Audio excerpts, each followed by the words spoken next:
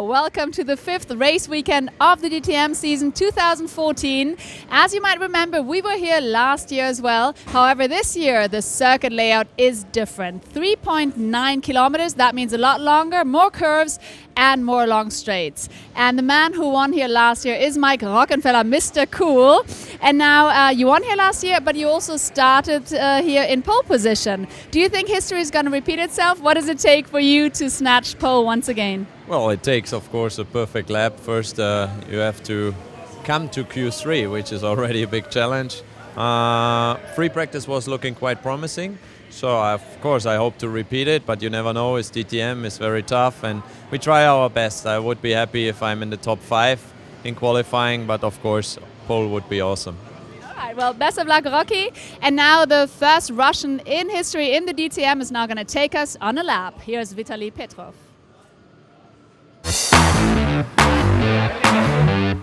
Hello everyone, I'm Vitaly Petrov. Welcome to Moscow, and now we'll do a quick lap at Moscow Raceway. First of all, you need to do a good exit of the last corner and then main straight, go up to the top speed, 5th gear. Then first corner, 4th gear, touch the curb, touch the exit curb. Then 3rd gear, stay always inside. Otherwise you will lose the grip if you take 1 meter or left or right. Then very hard braking, 2nd gear corner, always lock in the front right. Then actually you must stay on 2nd gear all the time here, stay always inside and focus on the exit of the second left. Maximum speed, flat out, easy flat corner. Here you have time to drink some water. Then very light braking, 4th gear, very difficult corner, you don't see the apex. Then 2nd gear, try to touch inside the curb. Then same things, try to use entry curb. Light braking, always try to be inside, always lock in the front left. Use exit curb. Now it's important, left and right corner. Here it's maximum attack, and then you need to prepare for the long straight. And we need to do a perfect exit here because you can lose or win time. Also, it will be very interesting during the race. With using DRS, you can pass a lot of cars. So, who buy the tickets on the last corner, you can see a lot of overtaking. So, maximum speed, 6th gear, very hard braking to 2nd gear. No, this was too much curb. Actually, we use less, and then you do a perfect exit. This was my quick lap in Moscow Raceway. Enjoy the race. Thank you very much, Vitaly Petrov, then the first Russian in history in the DTM. Takes us on a hot lap of this Moscow Raceway. We're using a longer version of the circuit than we did with the DTM here last year. This is the result of free practice, and Rocky was saying that free practice looked reasonably good for him. There you can see he was P2. The quickest, though, was Nico Muller. The 1, 2, 3, though, all Audis. Alongside me is David Addison, and we can't ever read too much into free practice, but it does give us an indicator. That's right, Dave Richardson. It rather depends on who is doing what on tyres, who is doing what on a tank of fuel. Now we're about to see some of these questions be answered, and it's Mike Rockenfeller, the reigning champion, who is going to be out first as the cars now work their way out on track. This is the first part of qualifying. It lasts for 13 minutes, and it's the bit of qualifying that's about not being slow. You lose the last 4, so you don't necessarily have to go for the gun time here, but you've got to get through to Q2. And they don't have that much running, of course. They've had these 2 1-hour free practice sessions already today. They're still, to an extent, learning about the circuit. They know a bit of it from last year. They're still, to an extent, getting data back. Some of the drivers new to the championship this year don't know the circuit at all, like Maxime Martin. It's going to be a very interesting qualifying session, this. Yes, it is going to be very interesting. And what we have noted is during the free practice sessions that we've seen, and we were out on track for some of those practice sessions, is that track limit's going to be a bit of an issue here, and in the Formula 3 races and the other races that we've seen here across the DTM weekend, it has been ruled with a rod of iron with regards to track limits, so they're going to have to be on their mettle in terms of making sure they don't put all 4 wheels over. Out of the 2 free practice sessions, 14 drivers had their laps cancelled in both. Others in 1 or 2 session 1 or session 2, but 14 drivers had a time disallowed from both sessions. So therefore, it is a long list of people who could offend, and I fear that as much as you're going to talk about times, I'm going to tell you that they're going away, because if you do put all four wheels the wrong side of the white line in this session and gain an advantage, you're going to lose the lap time, pure and simple. The corners at which people are offending, turn 13 in the background of that shot and turn 1 here, and it's at those two corners that the race director has a camera. Right. So he can look at those, and he's got a team of officials that can concentrate on that if he's looking at an incident somewhere else. They can also change the angle of that camera to get a better view, and it's in HD. So they're leaving nothing to chance in monitoring track limits. It is being monitored, and monitored hard. Okay, Mike Rockenfeller then, we are watching. He is the first out of the pit lane with a 29.780 through the first sector of this 3.9 kilometre Moscow Raceway here in Russia. Second time for the DTM to be here in Russia, and what a fantastic circuit this is. Agreed. Both the circuit and the facilities, and it has to be said, the welcome that has been made to us has been very, very impressive. So let's see what Mike Rockenfeller can do. He's going to set a benchmark time for us upon the completion of this lap, running towards the end of Sector 2 now. And it's not until you walk the circuit that you realise just quite how undulating parts of this are. And this is a climb. It doesn't look that bad a climb, but it is an uphill section. And go back 3 corners, you're at the bottom of the hill. So collectively, there's quite a lot of real estate to climb before you get to this. Dare one call it a semi-hairpin at the end of the lap. This is turn 13, and already we've got our first driver being warned about track limits at turn 1, and it's Jamie Green. Mike Rockenfeller sets the target time at 1:29.311. Of course, he's become a dad since Norris Ring, hasn't he? So to his new son Phil, new dad Mike Rockenfeller sets the target time. The best lap of the day has been done by his Audi teammate Nico Müller, who did a 28.993 in the second free practice session. Okay, we're on board with Vitaly Petrov, the local hero. Then the support for him tomorrow in the race is going to be utterly enormous. He kicks up a bit of dust then as he runs off the curbs and onto the Grasscrete area there, and we've seen this a lot. You can look up from the shots and you'll sometimes see from elsewhere on the circuit plumes of dust being thrown into the air, and that's where the drivers have gone. Just caught the dust. Martin now goes quickest, a 1:28.920 for Maxime Martin. Circuit rookie. While you were talking about Vitaly Petrov, he also exceeded the track limits at turn 13. So he's the next one on the warning list. Matthias Ekstrom looking quick, isn't he? Personal best and an absolute best. At this early stage, they will be personal bests as the tyres get warmer and the fuel load comes down a little bit, admittedly. But it's that purple sector that's key when they go quicker than anybody. Augusto Farfus is the next man on my list of people being warned about track limits, and Ekstrom there ain't far off, I think. I think you're right. One constant that we have seen through the practice sessions so far has been that it hasn't been this circuit to the liking of Mercedes-Benz, certainly through free practice. And yet this is a manufacturer that comes here with 2 wins out of the 4 races. I know. And Audi, that's been there or thereabouts, hasn't had a win. It's bizarre. Extraordinary, isn't it? And there is Adrian Tombe. We go on board now with Robert Wickens, of course, victorious last time out at the rain-affected Norris Ring. So Robert Wickens then in the Free Man's World Mercedes AMG. Brilliant shots were able to bring you this downhill section now. Bit of a corkscrew.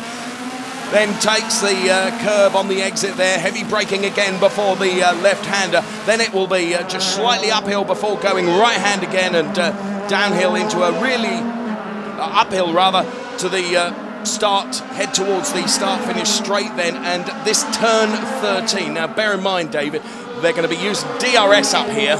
Yeah. And turn 13 is going to be an opportunity for some. Absolutely, and it's going to be hard on the brakes come racing. I think we're going to see some contact there because people will have to defend against a quicker car using the DRS.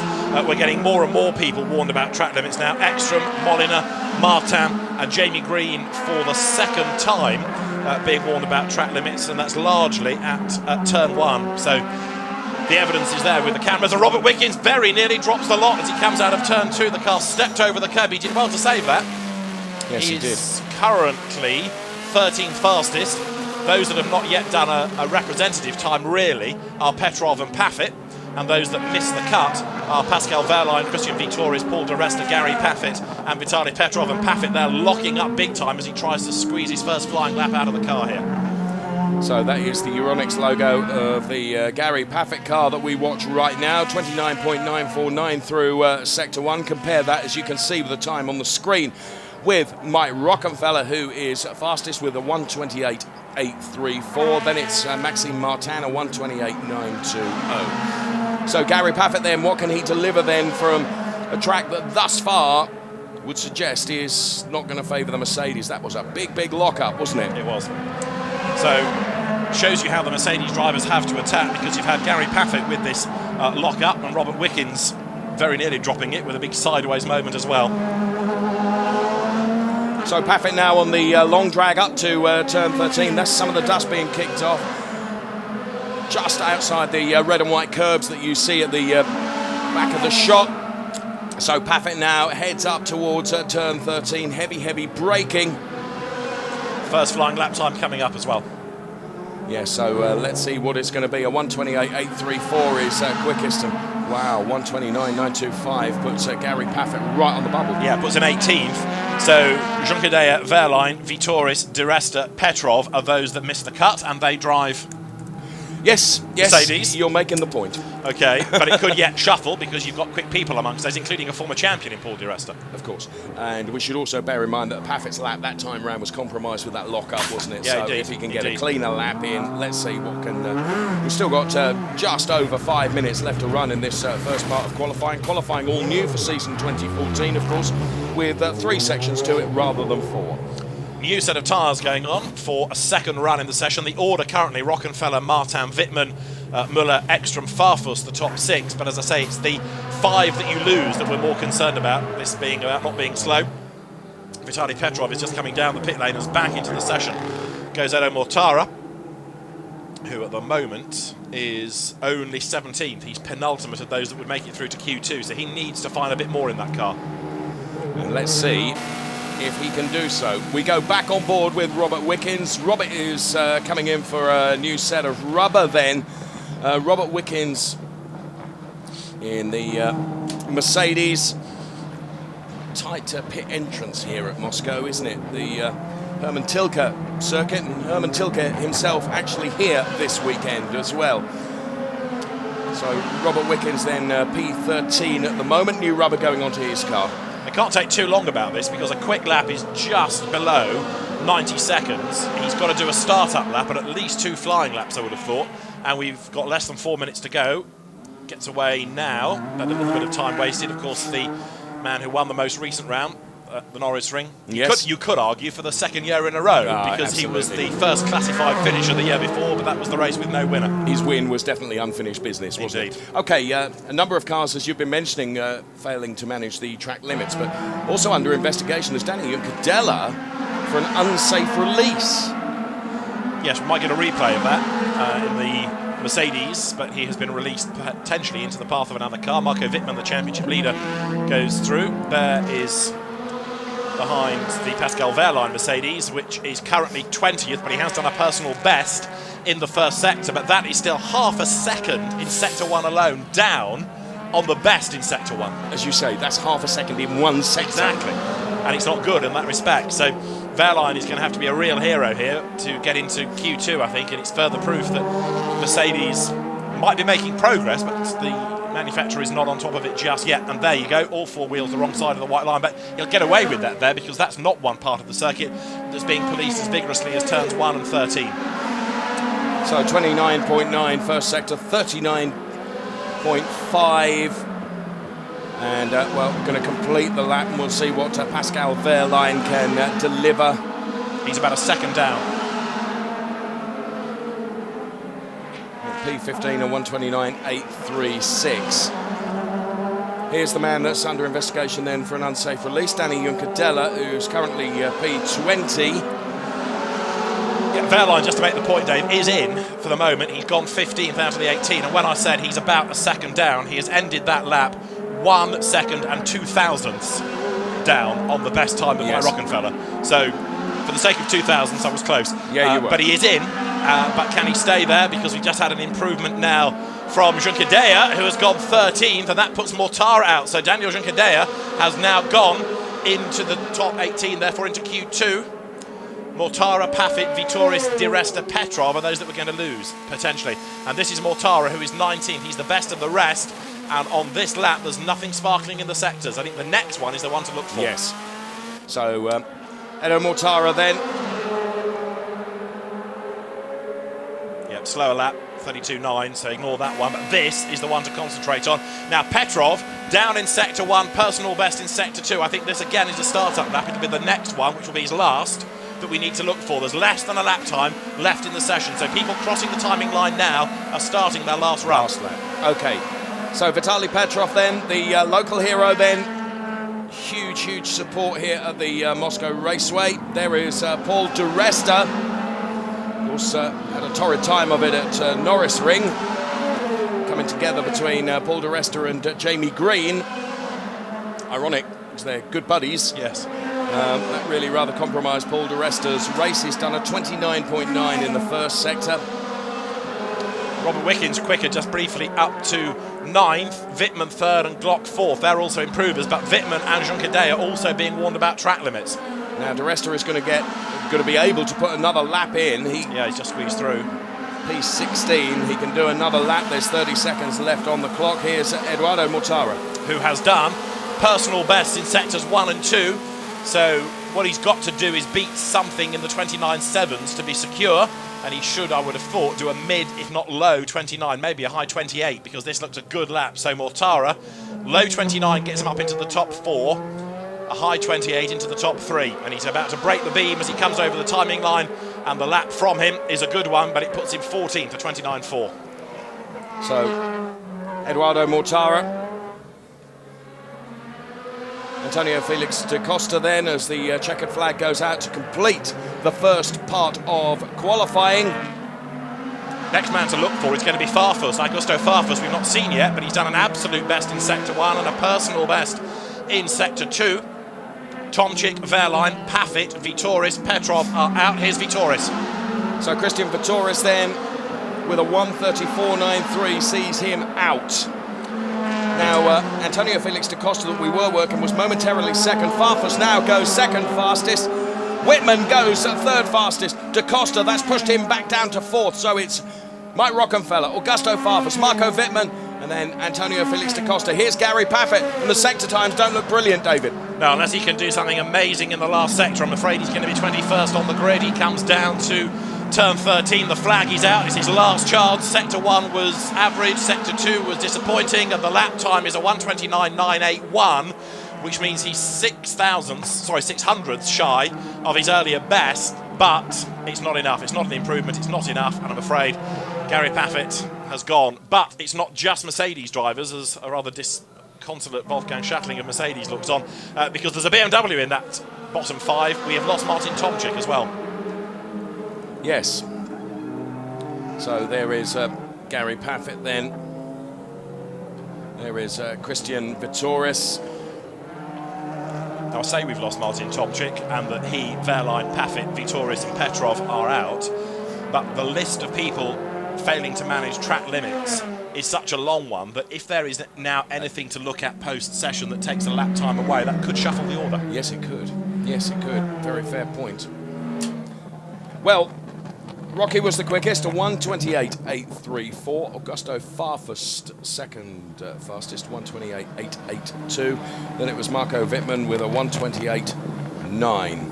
So as the cars file their way back into the pit lane, we lose 5. The rest go through to the next part of qualifying, and all of a sudden it gets very, very serious.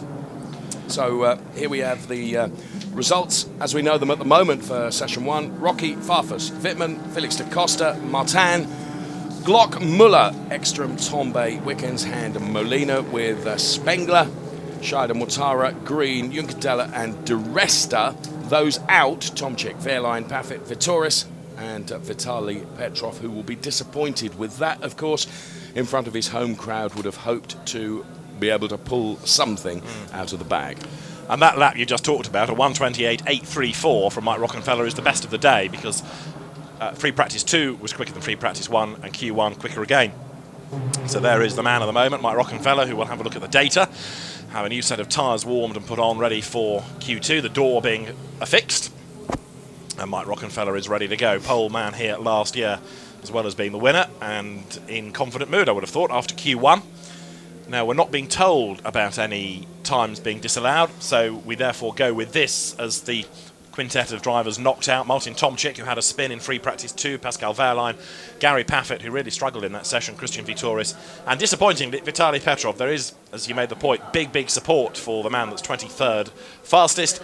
He has never raced here. He's still learning about the intricacies of a DTM car, and it is, with respect to Mercedes, the least competitive, because we know that Mercedes is struggling. So you add all that together, it's never easy. Christian Vitoris will start 22nd on the grid, the man that won that amazing race in the wet at Ossersleben. Gary Paffett, former champion, starting to be even more disappointed because his results just aren't turning around, and he's going to be 21st on the grid. And Gary hasn't forgotten how to drive over the winter. He's as good as ever he was. 20th is going to be Pascal Wehrlein in the Guix Mercedes, and his best lap was just under a 10th shy of the man that's 19th on the grid here, Martin Tomczyk's BMW. And so it is Martin who is the best of those that didn't get into Q2, but starting 19th gives him a big job to do tomorrow in the race. What is perhaps surprising is we lose Wehrlein, Paffett, Vitoris, Petrov, and then we look and we see that Robert Wickens has been able to pull P10. So, you know, what is different about his particular setup, his particular car, his particular driving style? It's a good question, that. That is, you know, I think Robert Wickens is, you know, a supremely capable driver, and he's clearly just wringing the neck of that car to get the max out of it, more so than the others. I mean, whether it's because he's coming here on a high after that win at the Norris Ring, that might be something to do with it. Certainly not going to hurt, is it? No, indeed. I was just thinking as to whether or not he would have raced on the full circuit in something like Formula Renault 3.5, and whether there's any track knowledge benefit to him, but I'm not convinced that that's the case. So I think you look at setup and getting the best out of it in that session. Yes. De Resta is in, yes, and Jean Curea is in as well for Mercedes, so he's not the sole driver, but he they is are demonstrably better, absolutely, isn't he? yeah.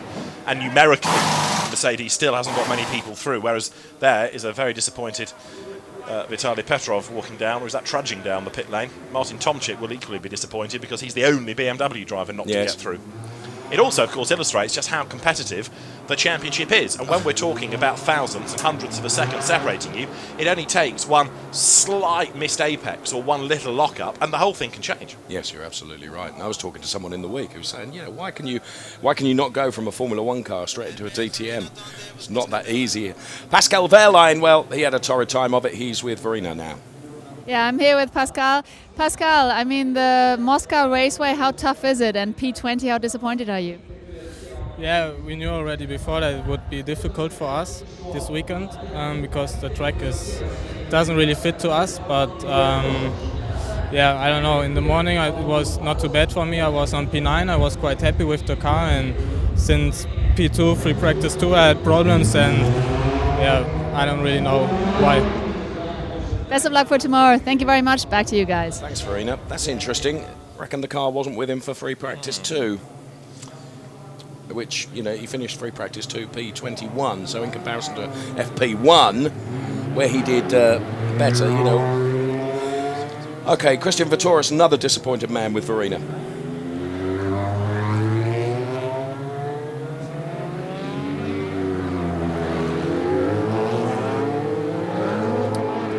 Well, for the moment, we can't hear Christian Vitoris. Sound issue down there, but Christian Vitoris clearly going to be very, very disappointed with his qualifying performance. As you know, been victorious this season, and he's had some success, but not having it here at the moment. So, thank you, Verena, for that. With no sound, unfortunately. Right, we're into the next part of qualifying, and Marco Wittmann in the Icewatch Mercedes BMW. There it is. And Wittmann came through that first session of qualifying well. There's Joey Hand on his way out of the pit lane. Just 10 minutes, David, and it soon jolly well goes. Indeed, we start with 11, but even by the time the whole field's poured out and they've done an out lap, you're down to about 8 minutes, really, of proper lap times. And for my money, this is the best bit of qualifying, because this is where the pressure really is on, because you have to go from 18 down to 8, and that's who we're going to see through into the last element of qualifying. The pressure is on now. It's definitely about being quick from here on in, and this is the part of the qualifying period that can dictate your weekend. If you qualify badly now, then you're really compromised in the race, and so the times become ever more important. The target has just been offered up by Nico Müller, who's done a 1:38.055. Rockenfeller, Scheider, Martin, Farfus, Green, Molina, Wittmann, and now Junqueira circulating to do quick laps. There's the distinctive BMW Augusto Farfus that comes across the timing line. Farfus was third here last year. The BMW driver with the road to himself pretty much flings the car through turn 1. I reckon he just stepped slightly the wrong side of the white line there, and we are already getting warnings. The first driver to be warned is Nico Müller. So we watch Augusto Farfus then in the Castrol Edge liveried BMW from Team RBM here at the Moscow Raceway. It's been an extremely hot day and the sun is still beating down. 29.4 from Augusto Farfus in Sector 1. And he's got clear track space. This is a key to all of this. He's now set the target within the first sector. That said, Marco Wittmann has gone 8 thousandths faster in the first sector of the lap. So yet again, it's looking pretty good for BMW. But Augusto Farfus here then, he's going to set the target time. He's going to go better than Nico Müller, I'm sure of that. He has got about, 3 corners to go. He's got to climb his way uphill now. This is where you've got to be careful with the throttle. Don't put it down too soon and squirm out wide over the curb. He does run a little bit wide, but not too bad. Martin is ahead of him and he won't get in the way. So, for Augusto Farfus, he's going to come out of this lap with at least 2 personal bests now, but not absolute bests, because you're looking at now Spengler and Rockenfeller as setting absolute best in sectors 1 and 2. Rockenfeller has gone top on a 1:28.802. Martin now goes quickest. What about Farfus? Let's see what he can do. Well, he goes third fastest with a 1:28.836. So Maxime Martin, what a lap. And he was the man ahead on track. You're looking at Wittmann, who's about to come across the timing line. Marco Wittmann could go top, Dave. And he does with a 1:28.689. Marco Wittmann then leading the championship at the moment, and with 7 minutes left to run in Q2, leads the table in Q2, but we've still got 7 minutes left to run. So it's BMW 1-2, it's Audi 3-4-5, it's BMW 6, Mercedes 7-8. But all that's going to change as Bruno Spengler is about to go to the top of the times, I suspect, with an absolute and a personal best. He goes across the line. And in the end, it was a really undercooked 7th, I'm afraid to say. So it started off okay, but then maybe there's another lap on this set of tyres that this could well be the one now, this second flying lap that puts him up to the top. More track limit warnings, Robert Wickens yet again. Okay, we're with Timo Glock now. The Deutsche Post car of Timo Glock does a 29.467 in Sector 1. And this is his first lap. It is his first lap. So there is Timo Glock. 6.5 minutes remaining in this second part of qualifying here. The DTM at Moscow Raceway, with the sun still beating down. Temperatures still high. So Timo Glock then about to give us the second sector complete. Target time a 1:08.534. Well, a 1:08.574 thus far for Timo Glock. Means he's 4 100ths down. Long drag, slightly uphill before heavy braking before this first turn, which is very nearly a hairpin. And Timo Glock crosses the line, P7 with a 1:28.870. It's okay, but it's only 2 tenths down on Wittmann, so that's all right. That gets him in. It puts Spengler down to 8th, and Ekstrom is the man on the bubble. He's now out, Ekstrom indeed. He's dropped to 9th. Da Costa here has yet to do a lap time, but he's about to post his first one in the Red Bull BMW. And as he goes across the timing line, he goes 12th ahead of Tombe, which isn't good enough. So Ekstrom is in the pits. Mortara, Müller, Da Costa, Tombe, Junqueira, Hand, Wickens, Di Resta, Scheider. They're the ones that are out at the moment. But I suspect on a second set of tyres, 1 or 2 of those are going to creep in. Nico Müller had enjoyed a pretty good start to the day, but he's 11th, and this is a slowish lap because neither of the sectors are improvements. In comes Rockenfeller. I think Muller comes in as well. Yes, he does. And in the background, we've got a BMW tonking in. That's Maxime Martin in the Samsung BMW who wants to get on with this. He's third. It's not bad, is it, for someone who's not been here before? Absolutely brilliant. So Wittmann then, he's 128.689. What have we got left in the session? Just 4.5 minutes.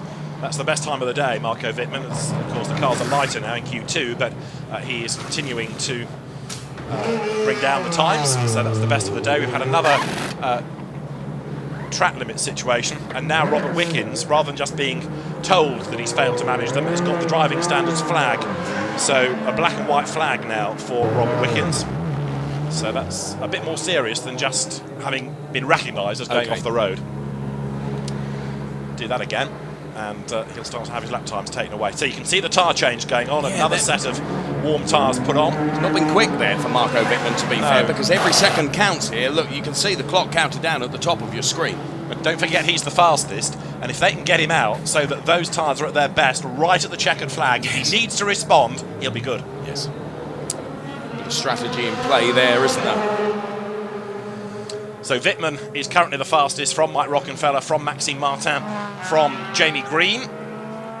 Miguel Moliner is 5th, Augusto Farfus 6th, Timo Glock 7th, Bruno Spengler is 8th. So it's BMW versus Audi at the moment, setting towards Q3. This is Miguel Moliner, who is 5th fastest. And the Audi working its way then uphill.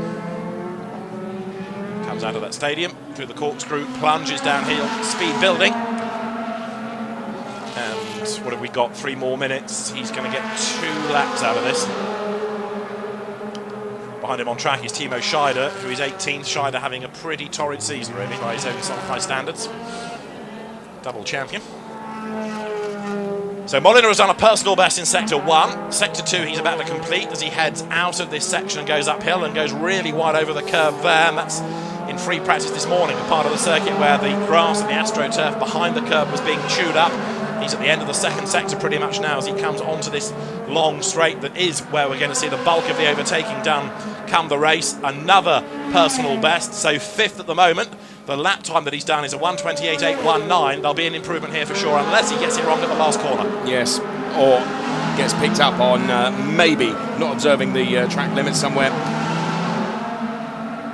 So Molina crosses the line and goes quickest. 1:28.583. I think you'd tempted us into that potential very well. A 1:28.583 for Molina puts Wittmann now down to P2 with his 1:28.689. You're looking at Ekstrom, who is 9th and needs to get in. But let me just quickly come back to Molina, because that was a really interesting lap. 2 personal bests and a slightly slower third sector. None of those sectors was an absolute best.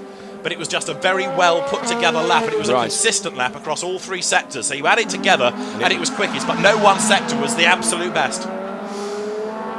Interesting.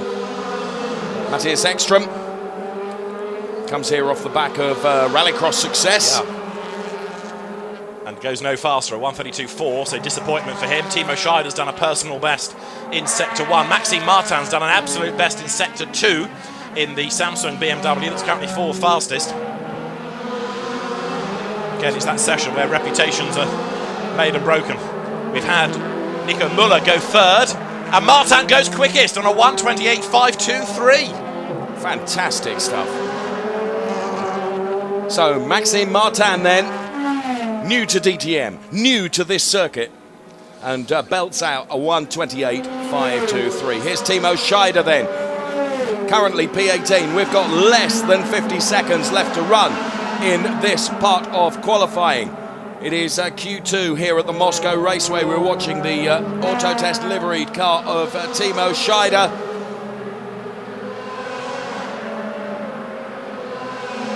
P17 Spengler, P6 now. Wittmann been relegated now to P4. It's Martin, Molina, Farfus, Wittmann now. And where is the leading Mercedes in all of this? You go down to 13th and find Robert Wickens. Here comes Adrian Tombay, who is 14th fastest with 2 personal bests. He will just get across the line before out comes the flag, and Tombay is 8th, and that puts Jamie Green out of Q3. The flag is out. Timo Scheider has gone through but not improved. Adrian Tombe did improve, as I say, to go 8th. So Jamie Green has gone. Timo Glock has gone, but he's on a quick lap, having gone faster than he had previously in the first sector. We're with Jamie Green right now, who needs to improve significantly, doesn't he, Yeah, he's 3/10 down in sector 2. He's a 10th down in sector 1. It ain't going to happen, I'm It's afraid. not going to happen. So we're going to lose the all-orange Audi of Jamie Green.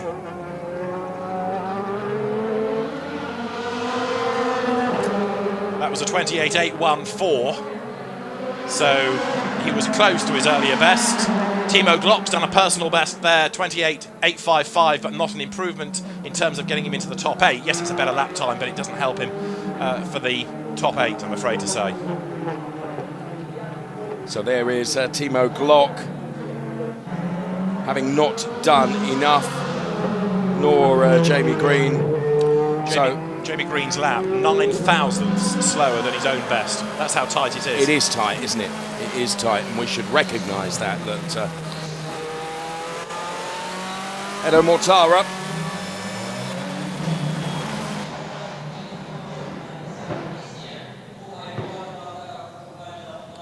Mortara with something in his eye. Yeah, that's sweat, because it's very hot inside these cars, and it's a hot day, but there's sweat dripping into his eyes. So Mortara, 12, I'm afraid, has gone. So the brains trust on the pit wall is going to have to do something clever in the race to get him up the order. Yes. A disappointed Matthias Ekstrom, 11th. So, Dave, this is how the top 12 looked. Martin, Molina, Farfus, Wittmann, Rockenfeller, Muller, Spengler, and Tombe. Therefore, those out: Green, Glock, Ekstrom, Mortara, and also Antonio Felix da Costa, Robert Wickens, Danny Juncadella, Jerry Hand, Timo Scheider, and Paul Di Resta. So, I guess from a manufacturer point of view, session 2 probably as we expected. Yeah, I think so. I mean, yes, we've lost some big names out of that. Green, Glock, Ekstrom, Mortara specifically, but I think I've said it already this season in the context of qualifying. It's pure maths. You can't have 22 good drivers and they all get into the top 8. Something has to give. And the margins are so tight. Indeed. I mean, Jamie Green has lost out against Tombe by less than a tenth of a second. It is something like 13 thousandths that put him out. That's how tight it is. 13 thousandths out he is. Timo Glock is only 3/10 away from the top time in the session, but he gets bumped out of Q3. And Paul Di Resta was the slowest. Now, he was just under 1 second away, but just under 1 second covers 18 cars. Yes. So, session 2 done and dusted then. And here, confirmation of those that are out: Jamie Green, Timo Glock, Matthias Ekstrom, Edo Mortara, Antonio Felix da Costa, Robert Wickens, Danny Juncadella, Jerry Hand, Timo Scheider, and we saw him on screen just a moment ago, Paul Di Resta. We've not touched on weight for the purposes of the weekend, because there is, as you look at the car of Paul Di Resta, we run through those that have lost the ability to go into Q3. Now, there is, of course, the weight shuffle in DTM this year, depending on the results that a brand scores at the previous race. And it's really all about losing weight this weekend. The only person that's gotten heavier is Marco Wittmann, who's got an extra 2.5 kilos. But Christian Vitoris, Paul Di Resta, Gary Paffett, Robert Wickens, Timo Glock, Antonio Felix da Costa have all lost 2.5 kilos. And Daniel Juncadella and Vitaly Petrov have lost 5 kilos. So it's all about, as I say, largely losing weight rather than gaining. Only Marco Wittmann's car runs heavier. Now let's hear from Timo Scheider. He is with Verena. Yes, Timo, you're starting in P17 tomorrow. That is very disappointing, especially because for your team colleague, Rocky, is working out a lot better. So what is the problem, do you think? Well, that's a good question. We struggled big time this morning in the free practice sessions, and I have to say we changed the complete car for the qualifying, so it was an improvement. It came into my direction, but finally we are missing a huge amount of performance lap time wise, and that's a big question mark. We have to find out. Thank you very much, Timo. Back to you guys. Thanks, Verena. So, big question mark. Indeed so, and the trouble is that there are quite a lot of them for poor old Timo Scheider this year, and a bit like Gary Paffett, he's not forgotten how to drive. No. Edo Mortara, 12th in the end. He'll be pretty disappointed with that. But what I do think, to pick you up on that, is the fact, and you've mentioned this before, how the DTM is changing. And we see some of the young chargers come in now, and the old guard are having a tougher time of it, aren't they? Because the field is very, very full of quality. Edo Mortara's with Verena now. Yes, Edo, you're starting in P12 tomorrow. That is not that fantastic. However, it's looking good for you in the total. So what are your feelings right now? Not great, to be honest with you. But I mean, this season we've seen already that we can have some good racing. And okay, qualifying didn't went very well, but hopefully tomorrow it's going to be better for us. I'm sure, actually. And all in all, this circuit, how challenging is it? It is challenging, actually. It's very slippery. The grip is, I mean, the car is sliding quite a lot. I think it's coming a little bit from the asphalt, but it makes it fun, and it's the same for everybody, so it's the same challenge for everyone. Best of luck tomorrow. Thank you, Edo, and back to you. Isn't it interesting, the difference in positivity between some? Yeah, I was going to say that. And the fact that he's smiling. Yeah. Okay, he's out of Q3. He knows he's got a tough job, but he's smiling. He's a racing driver. He's got a good car underneath him, and he knows he's not beaten yet. Yeah. So, thanks, Verena. Edo Mortara then, who ended up at P12. There's Matthias Ekstrom. I just briefly mentioned there, he comes off the back of some success in Rallycross, where he had a win and really appears to be enjoying himself doing that. I think that could be where his future lies, either as a driver and or team owner. If he gets to the point where he turns his back on the DTM, I mean, he's the oldest man on the grid in DTM terms, and he's in his mid-30s, but he may well elect to go in that direction. Robert Wickens, Norris Ring winner, best Mercedes driver in that session. Let's hear from him and Verena. What did you say? You need a haircut? I need a haircut, yeah. I think you look great. Robert, you're the best Mercedes in P14. That is probably not the thing that makes you smile at the moment. Yeah, I mean, definitely life was easier in Norris Ring, but you know, we knew that we're back to reality now with where we're struggling, and to be honest, we're making steps forward. You know, if you look to where we were qualifying in Budapest and everything like that, we're in Q1, I think I was only 4/10 from P1 in the session, and fortunately in Q2 I didn't put the lap together. I think there was more there, but everyone in the team's doing the best they can. But yeah, it's a race against time, but hopefully we'll be competitive again soon. Best of luck for tomorrow for the race. One thing I love about him, that's because he's Canadian probably, he never loses his humor. Back to you guys. No, nor Very his true. big hair, to be fair. Very big hair. You're just jealous. Again, yes, perhaps so. Again, positivity there. Yeah, Robert's saying, they're making progress. And Wolfgang Schleckler, they've all said it's going to take time to get that Mercedes back on stream to where it needs to be. What they haven't done is step forward and say, this is the problem. This is what's changed from last year. They're very coy on that. Everybody can see that the cars aren't as competitive as they were, but no one is really standing up and admitting exactly what it is that's made them go backwards, or what tweak hasn't worked. So we go into the final part of qualifying. We have 11 minutes, and this is where we have 8 drivers to determine the top 8 slots on the grid, and it is Mike Rockenfeller as the man that was on pole here last year, the reigning champion. He carries number 1 on the Schaeffler Audi. He is out first, and he potentially will set the target time. And this to sort out the top 8 on the grid is going to be very interesting indeed. Augusto Farfus is next on track for BMW. So Augusto Farfus, always a cheerful individual, great guy, very, very talented driver. There you can see the list of qualified drivers: Martin, Molina, Farfus, Wittmann, who you can see in the garage there, Rocky already out on track, Nico Muller, Bruno Spengler, Adrienne Tombe. So we will see what they can do in this 10-minute session, and this going to be set in the first part of the grid for tomorrow's race.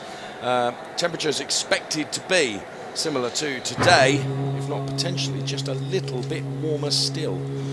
So be a hard race for them. It is indeed. Because although Vitaly Petrov, when he did that flying lap earlier, said that this is a part of the circuit where you can drink some water, those straights don't go on for that long. No. And it is a pretty demanding circuit. You're always working on lots of changes of direction and elevation as well to factor into, as you say, a very hot as well as hard 70-minute race that we're going to have tomorrow. Best time of the day, that top time in Q2 by Maxime Martin at 28.523 as the circuit goes live once more. So we follow Maxime Martin then in the Samsung liveried car around this 3.9 kilometre Moscow raceway.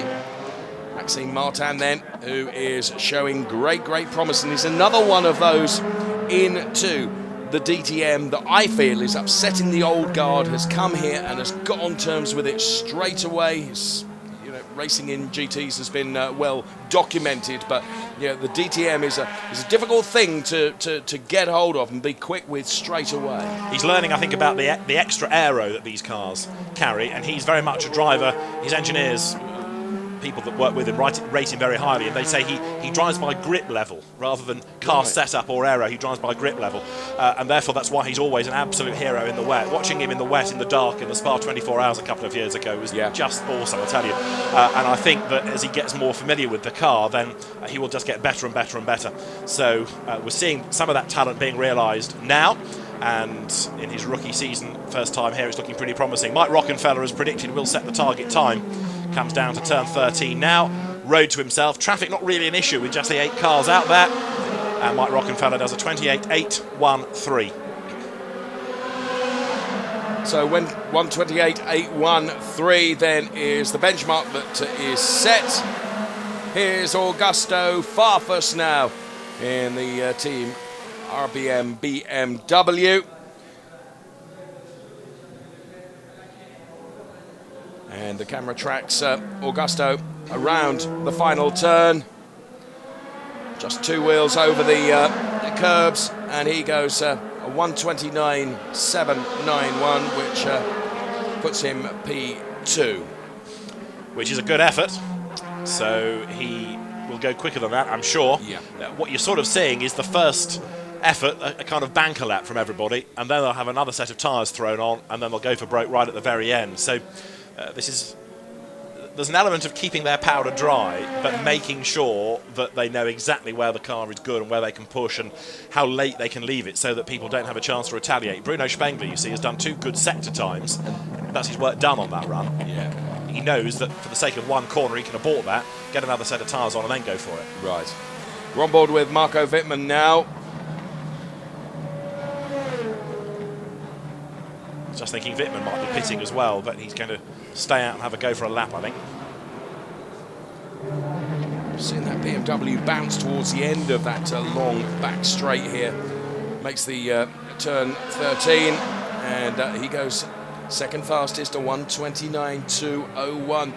Still 5/10 off Rocky's time, isn't it? Yeah, but equally 5/10 quicker than Farfus, who is third. Absolutely. So that's a kind of proper lap, whereas Farfus, I think, was just having a decent effort, but that wasn't a pole effort. Rockenfeller's probably was, and that stays as the target, as you say, by half a second. We've got 6 minutes left to run in the session. From our vantage point high up in one of the grandstands here, I can see Mike Rockenfeller's car has been pushed back into the garage. And, with that amount of time left in the session, presumably they will keep the car ready to go should he need to come out again and put another lap down. I would have thought so, and it's also a chance for more people to work on the car if anything needs doing. It's not just like a tar stop. There are more people then that can touch it. They can offer him the tablet with the data on if he wants to have a look at his sector times relative to other people's. There's just scope for a bit more to be doing in the garage. He's still in the car, he's all suited and booted and strapped in, so if he needs to go, I think he may well be going any moment, let's see. He can go, yep, look, wheels back on the steering wheel. It's not really a wheel anymore, is it? It's more of a control, a steering controller. But I think he will be going back out any moment, and at the front of the car, the blowers are there as well to keep the cool air circulating while it's in the garage like this. So Rockenfeller, for the moment, is the fastest. We have got 5 more minutes to go, and that first part of Q3, it's a bit like a phony war, isn't it? Because people go and they show a bit of what they're capable of, but they don't do the ultimate. That comes now.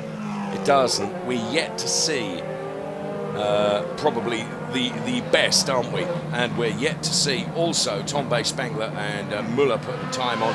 Personal best for Molina, Sector 1. No, best of everyone, Sector 1. Personal best, Sector 2. This is Molina then, who was, up until this point, with that 134.16, 4th fastest. What is this lap going to deliver? Okay, towards the timing line he goes. P2, 128.925. Okay, just over a 10th shy. That's a proper effort. Yes. And Rockenfeller's going out if he needs to respond. He's on his toes now. So it's now Rocky, Molina, Wittmann, and here comes Mike Rockenfeller then. Hot foot from the garage. Back out on track, 4 minutes remaining. Here is Bruno Spengler, a 29.3 in Sector 1. And Spengler hasn't really looked that sparkling across the previous 2 sessions. He's done enough to get in, but he's never been up at the top. But Bruno Spengler now looking a little bit more racy, isn't he, as he works his way up towards the end of the lap. 14 times a winner, 16 times on pole position, Bruno Spengler. If anybody knows how to turn it on, it's this man. The Canadian makes his way then now down to turn 13. Let's see what the second sector is. It's a personal best. So he is 2/10 down in that second sector. Has he done enough in sector 1 to compensate? Well, we are about to find out. Bruno Spengler then, with the BMW bank car, rounds the final turn and heads for the timing line and goes quickest, a 1:28.638. So to answer your question, yes, he had done enough in sector 1. So an absolute and 2 personal bests strung together give him the top time. Still not as quick as we had from Maxime Martin in Q2. That was a 28.5. We're now down to 28.6, but we might get to the 5s, even the 4s, by the very end. Let's see, because we're not done yet. Adrien Tombe, personal and absolute best, comes up to the timing line. Here comes Adrien Tombe, second fastest, 1:28.810 from the Playboy liveried car of Adrien Tombe. So now, Spengler, Tombe, all of a sudden, Rocky has got to be back out again, hasn't he? He's on track and he's just started a flying lap. Into the pit lane is coming Molina, who was quick early on and got to second, but he's now down to 4th. And I think that's Molina done. I think he's going to struggle to get out on another set of tyres. And just looking into the distance, the car's being angled to its garage. Spengler's next lap isn't as quick. He's down in sector 1. He has had his last shot at this, really. So now you need to look at Wittmann, who's done a personal best in sector 1, or Nico Müller, who hasn't done a lap time yet in Q3, but there he is. These are the two, Wittmann and Müller, that could yet spring a surprise. And I don't think Farfus is done yet either, nor Martin, who is now 7th. Maybe so. We're following Nico Müller then, 29.4 personal best in sector 1. Nico Müller then, who led free practice 2. What's he going to be able to do in the final part of qualifying? Just 1 minute and 45 seconds are left on the clock. Another PB in sector 2. The long drag up towards turn 13 now for Nico Müller.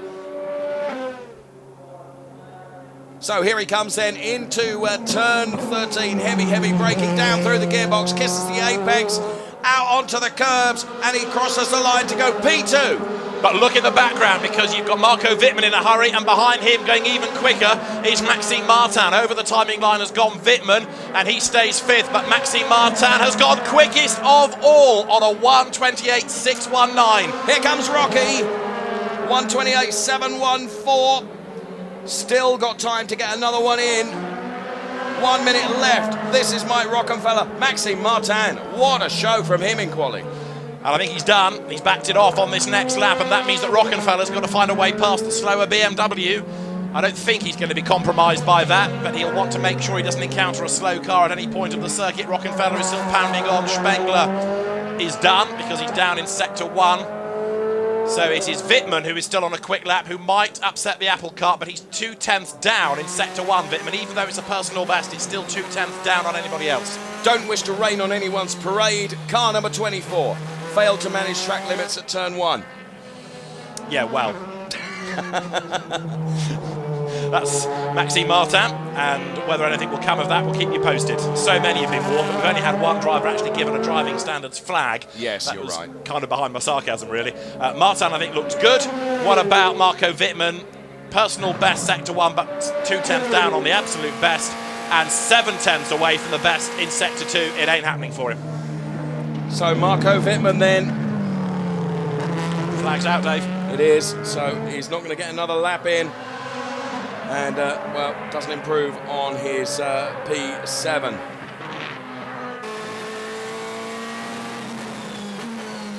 And everybody is making their way down the pit lane, and that gives you Maxime Martin for his first DTM pole position. The guy's never raced here before. He's only had 4 DTM races, and he's on pole position. Now, do you believe me when I say he's a star? Yes, yes, I think I do. So, just saw Mike Rockenfeller then bring his car in. So, Maxime Martin then. What a show in Q3. Bangs that car that we see there on pole position. And he comes from a good racing family. His father, Jean-Michel Martin, multiple winner of Belgian Touring Car Championships and the Spa 24 Hours 5 times the winner of that, and his uncle has won that event as well on 3 occasions. And Maxime's father is still racing even now in historic Formula 1 cars in a Fittipaldi, and he's still quick. But joy at BMW, and Maxime Martin clambers out of the car. Yes, a very happy man. He spent the last few seasons racing BMW Z4s in a variety of GT championships, whether it's been Blancpain or the VLN, you name it, and he has excelled in those. And there's been a lot of support for him in the German media. One journalist in particular who follows GT racing has been singing his praises and saying this guy should be in a DTM car, and BMW took note, gave him a test, liked what they saw, and this at the end of Q3 is the outcome.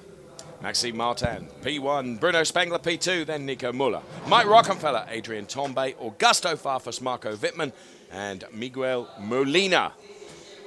So, as always, qualifying proved to be very, very exciting, being congratulated there by Bruno Spengler.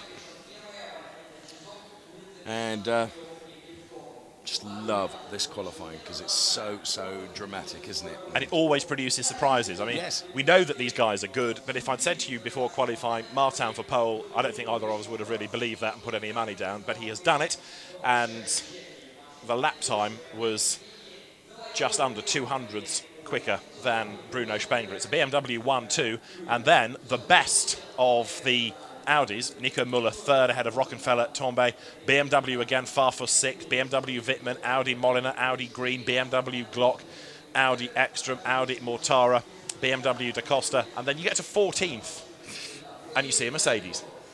Yes, and there it is, Robert Wickens, you can see on the second page of that qualifying result there. And well, Mercedes always admitting, and all the drivers do as well, still work to be done. They're quietly getting on with it and doing the very best that they can.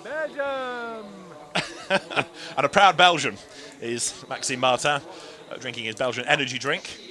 And for many years he drove for the Mark VDS racing team, which is Mark van der Straten, who is, among his many family businesses, a brewer. Okay. And so it was always good to go to their hospitality because there was fine Belgian beer on offer. But a proud Belgian for a Belgian team. He was now a proud Belgian for BMW Motorsport as a works driver in the DTM, and being congratulated by the team. Maxime Martin, in a very short space of time, has put himself right up there with the more experienced drivers within BMW, within the championship. Absolutely, absolutely. So, well, we think the promise has been there, and it's been shown, hasn't it? So, 128.619. Bruno Spengler, best we've seen for him, 128.638. Some of the supporters here take selfies, and going to be very, very busy here tomorrow, that's for sure. P3 for Nico Müller with Verena. Nico, congratulations. What a phenomenal qualifying, and you're smiling from one ear to the other. How does it feel? Really good, really good. Thanks a lot to Audi and the team. They did a really good job. I mean, we've had already a very good base to start with this morning, and kept on improving throughout the free practice sessions, and now to start from the second row in P3 is obviously, yeah, a really good feeling at the moment, and I just hope to make the maximum out of it tomorrow now. Well, you certainly like the track here. That's a good opportunity. Well, I've been racing here before, so that's for sure not a disadvantage, and I've already was very much looking forward to come back here. It's a cool track, very technical, and our car is working very well here, so we're probably gonna have a really good chance tomorrow for good points. Well, best of luck. Thank you so much, Nico. Back to you guys. Thanks, Verena. Interesting what he was saying there. He knows that track, doesn't he? Yes. And that obviously helped. Indeed. I mean, he's raced here in Formula Renault, in junior single-seater racing, so that does help, but equally, these are different sorts of cars, sure, and there's a lot more power in them. Maxime Martin is being embraced by anybody in a BMW jacket, I think, at the moment, and he's a very, very happy man. And Bruno Spengler is there. More broadcasters are lurking in the background. Norbert Haug, who these days, having retired from Mercedes, is here as a broadcaster. I think it's poised. Let's have a look at the grid, though, for round 5 of the championship. Okay, so the front row looks like this. Maxime Martin and Bruno Spengler with a BMW lockout. For third and fourth on the grid, Nico Müller, DTM rookie, Mike Rockenfeller, the winner here last year. The next row of the grid features Adrian Tombe and then Augusto Farfus alongside. For 7th, you find Marco Wittmann. The championship leader has work to do, so 8th does Miguel Molina. Then we see Jamie Green, and alongside Jamie Green is the Deutsche Post colours of Timo Glock. A frustrated 11th, Matthias Ekström, but don't rule him out for a decent result tomorrow. The same is true of Edo Mortara, 12th. Then it's Antonio Felix da Costa and the first Mercedes to show, Robert Wickens, P14. Let's carry on with Mercedes. 15th, Daniel Junqueira, fresh from an outing in an F1 car for Force India at Silverstone. 16th on the grid, Joey Hand. Disappointment for Timo Scheider and Paul de Resta. They are 17th and 18th. 19th, even more disappointed, Martin Tomczyk. He missed out on a chance to get into Q2. And then it's Pascal Wehrlein. Let's hear from Bruno Spengler, though. 2nd at the end of qualifying.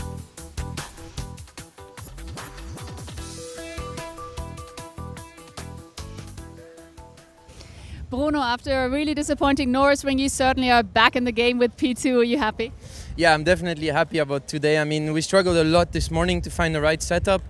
We seem to be a little bit up and down, be a bit unlucky on our decisions on setups and stuff this year.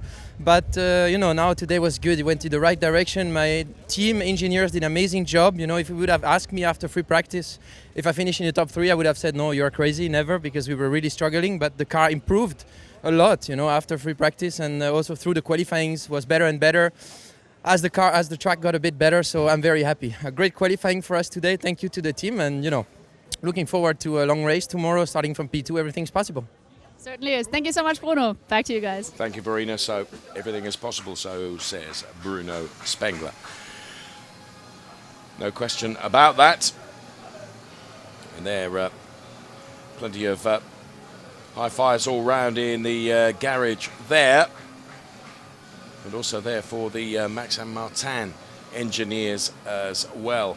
What a result for Maxime Martin in qualifying there is Jens Marquardt, BMW Motorsport boss. Contrast all that, though, Marco Wittmann only 7th. I think he will be disappointed with that. What about Audi? Let's hear from Wolfgang Ulrich with Verena. Dr. Ulrich, despite the fact that BMW is in the front, it's a really strong result for Audi, isn't it? Yes, it is a result that is really good, but on the other hand, we really tried to be on pole now, because this is something I think maybe this season is not what we have achieved as we would like to have. We had very, very good team results in the races, and we tried to push more for the qualifying. It was very, very close, but we have 2 cars in the second row. It's not too bad. We are going to fight in this race, for sure. I bet you will. Thank you so much, Dr. Wolfgang Ulrich. Back to you. Thank you, Verena. Confirmation, we're going to fight. As if you were in any doubt. Well, we need to hear from Maxime Martin, and I'm sure that he will get to Verena in due course. He's being besieged by people. Seldom has Maxime been so popular. The very unassuming Belgian, who has raced a great variety of cars over the years. He came out of junior Renault single-seaters in Belgium, had a spell in the Belgian Mini Championship, raced in the Peugeot Spiders, raced a Morgan, won with a Morgan in GT3, and then gravitated towards BMWs. But an absolute star in GT BMWs he's been over the last few seasons, and now he's underlining why he is so well regarded as he comes to the DTM and helps a BMW 1-2 with, 18 thousandths between them on the grid. Marco Wittmann starting 7th. His work is going to be a little bit tougher tomorrow. Double winner already this year. And Mike Rockenfeller 4th. I still think he could be a dark horse for a win tomorrow. Don't think you're wrong. It's an awful lot can happen, can't it? It's going to be a hot day. It's going to be a long, long race. The last line that we've just had on the message screen is that Adrien Tambay is under investigation. It says no more than that, whether it's track limits, whether it's for something in the pits, whether it's for any other offence, can't tell you. But although Tambay is 5th, the story may change a little and he may have something to add post-qualifying. What about Mike Rockenfeller? He's 4th, he can tell all to Verena. Yeah, Rocky, you had a really good lap in Q3. Then the 2 BMW came and snatched it away from you. Now P4. Where can you go from there tomorrow? I hope on the podium. That's the goal. Score points, see what our race pace is. I think we have a good chance to make up some places. It was not a magic lap in qualifying, but it was good laps, and therefore I'm happy we did a solid performance. And this is what we were missing in the past. So it seems that today we are back, and I hope that we will have a good one tomorrow. Best of luck. Thank you so much, Rocky. And back to you guys. Another guy that's always very positive, Mike Rockenfeller, isn't he? So we will see what he can deliver from P4 tomorrow. Another good ambassador for Audi, of course, yeah, as very well. Much And so. he and Audi have had a good relationship both across the DTM and sports car racing, of course, with his great successes, not just in the World Endurance Championship and its predecessors, but in the Le Mans 24 Hours as well. Yes, of course. Yes, absolutely right. The championship leader, though, Marco Wittmann, is going to be starting further down the order than he would have liked, and he's with Verena. Yes, unfortunately, only starting in P7 tomorrow. However, does the car still feel strong that you're optimistic for tomorrow? Yeah, of course. I mean, today was not our day. Actually, we expected a little bit better. But it was a tough qualifying. We struggled with some radio problems, so it was not easy really to make adjustments in between with the pressure-wise. And yeah, of course, we are also the heaviest car in the field, so doesn't really help to go on qualifying lap times. But it's like that, and overall, I mean, it's not like a really bad result. It's P7. There is still a lot possible in the race. We're gonna fight, but yeah, first of all, big congratulations to Maxime and Bruno. They did a really good job today. Absolutely. Best of luck for tomorrow for you. And now let's go to the press conference.